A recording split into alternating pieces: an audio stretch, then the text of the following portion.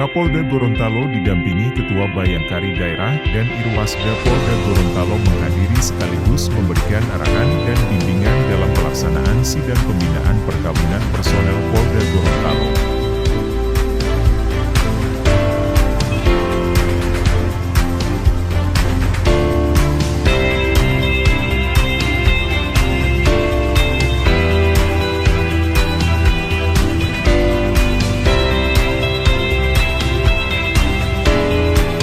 Pasangan suami istri adalah sebuah entitas yang memiliki karakteristik sendiri-sendiri. Untuk itu jagalah nama baik pasangan, keluarga maupun institusi Polri sehingga dengan begitu bisa menjadikan keluarga yang sakinah mawaddah warahmah, tutup Kapolda.